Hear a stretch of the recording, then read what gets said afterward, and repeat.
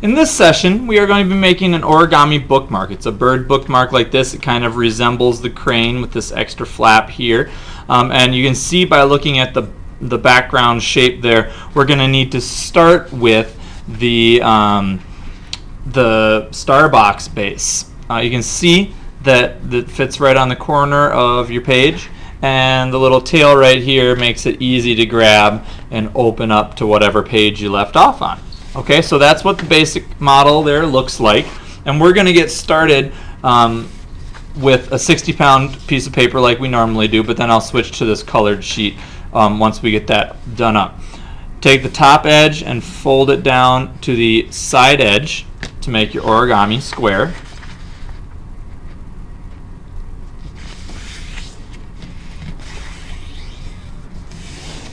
Then you want to cut off this bottom piece so that you've got a square. You can use your scissors. I'm going to fold it back and use my book knife. You can use a knife at home, but here at school we need to use scissors. It really makes a nice cut. Like that. Okay, and at this point I'm going to switch papers.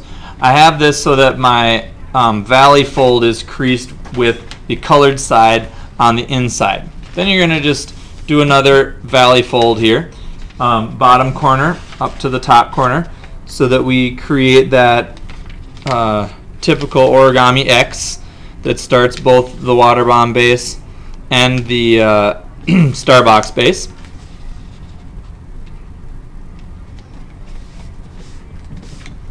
Okay, crease it with your bone folder, open it back up, and then switch sides here, flip it over, and the flat edge fold up to this other flat edge.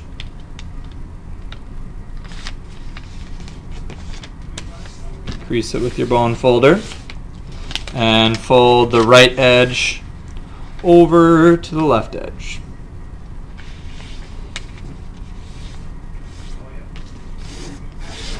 Okay, then you should be able to have your creases like this. You'll have mountain folds on your corners and valley folds for your T through the flat edge from side to side, and you'll be able to pull down and take the corner tips to the center of the bottom tip and make yourself an easy squash fold for the starbox base.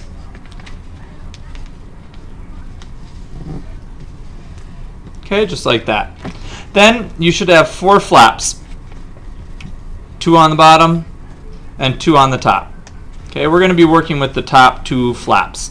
We're going to have to we're going to start with the right hand flap here. We're going to flip it up to the center, and then you're going to have to open it up and squash fold it down. So you're going to take your bone folder or your finger if you want and set it on the inside like that, and then separate it so that this center crease that's here at the top can get squashed down and match up right there with the underlying crease here.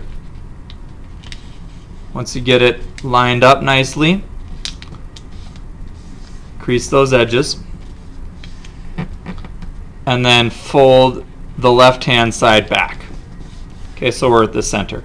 Then you're going to do the same thing with the left hand side, top flap. Open it up, fold it flat down.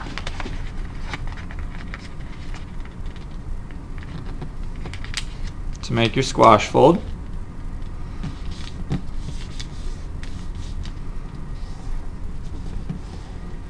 Okay, and now we've got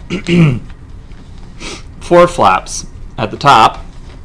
Okay, 1, 2, 3, 4, and then we've got the 2 bottom flaps.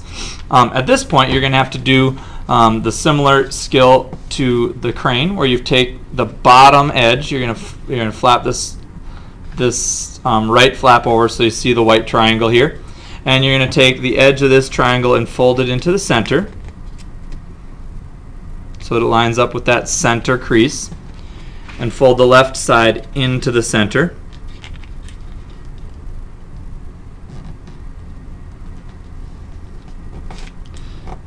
Okay, so it looks something like that, and you have this kind of kite diamond shape. Going to open these two flaps back up, and we're actually going to fold it up and out, and you're going to fold it right along this little dotted line right here.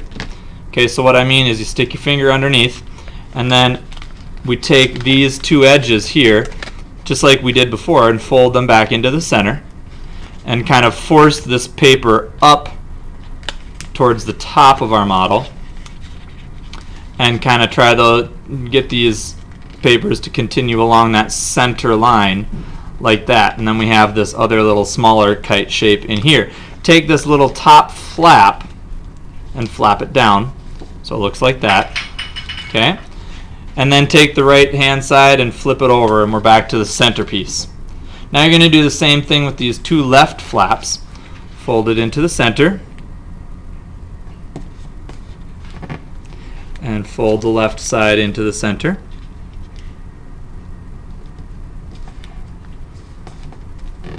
Okay, open them back up and fold right along this dotted line here. So we want to force that triangle up at the top, so you're going to open it, fold these sides back in like you just had them into the center, and kind of force that paper up into a triangle at the top.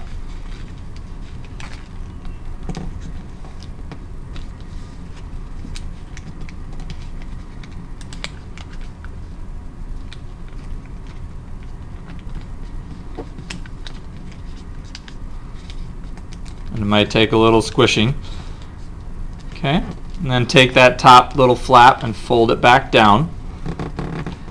And then take the right hand side of it and fold it over so we're back to the center. Now we have this diamond shape right in the center.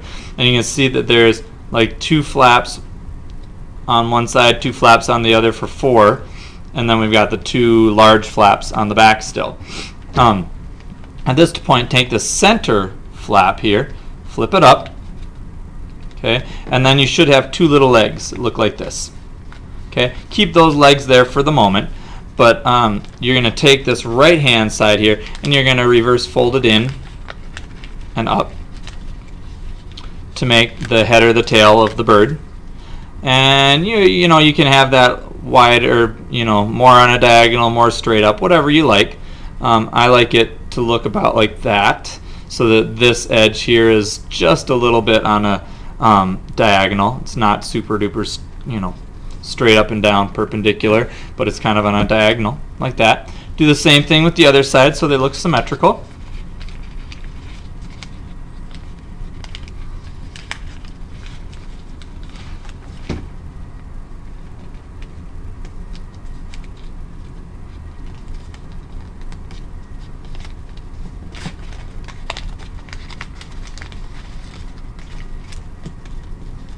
Okay. Now we have these two little bottom flaps still, and we're going to tuck these underneath. Inside of the model, it looks like that. And you're going to just take this flap and you're going to tuck it not all the way inside, but just underneath the bird part, like that. And crease it.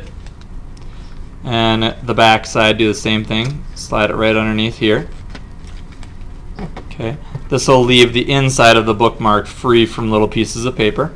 And then take the front side, whichever you want to be the front, and inside reverse fold that so that it looks like the crane head. And then you're going to have this extra little piece here that's either colored or white, depending on what you've got. And you can fold that back so that the kind of crane head is more revealed and looks more like a bird head. And so that's your final model.